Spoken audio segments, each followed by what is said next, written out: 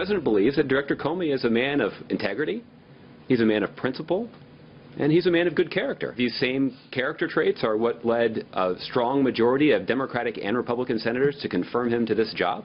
These are the traits that led the president to select him to be the director of the FBI.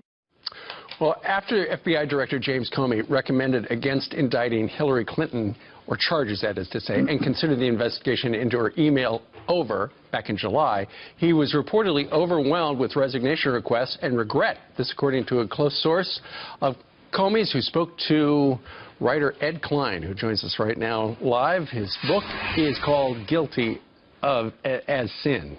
Ed, nice to have you. Great to be here. Okay. So ever since July, apparently the rank-and-file FBI agents were really steamed at him, and inside the FBI, the atmosphere is toxic.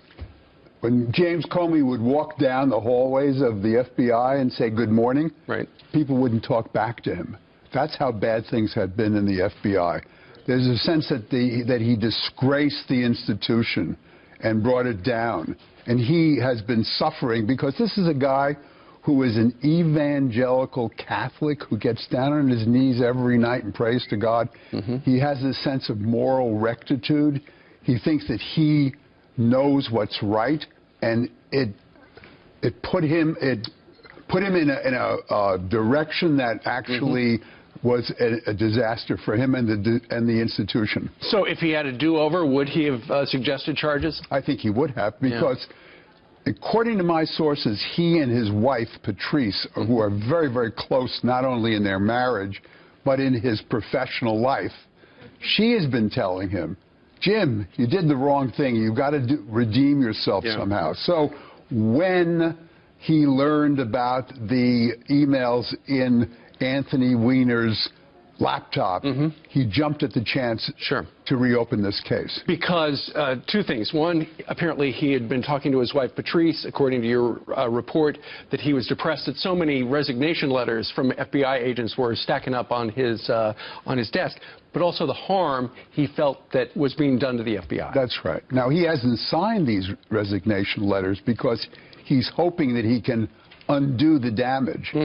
You know, I think one of the interesting things here is that the President of the United States has so politicized the Justice Department that Loretta Lynch has been interfering in this entire investigation from the very, very beginning, and has given Comey a hard time at every step of the way because the President, the Justice Department are all trying to get Hillary Clinton elected president.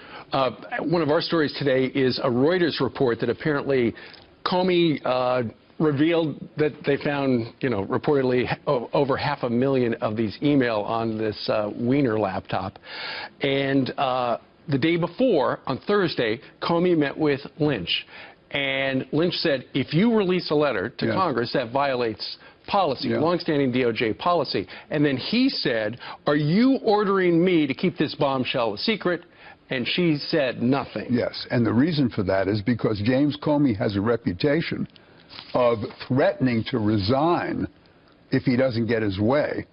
And can you imagine 7 days before the election, if the director of the FBI resigned?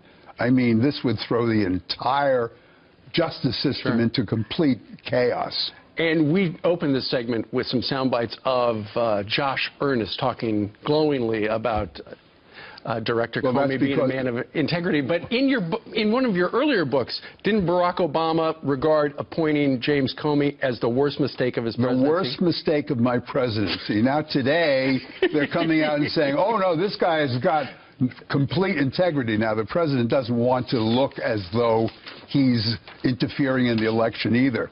So this is a complete mess at the very top of our criminal justice system. I would call it a constitutional crisis in the making at this very moment.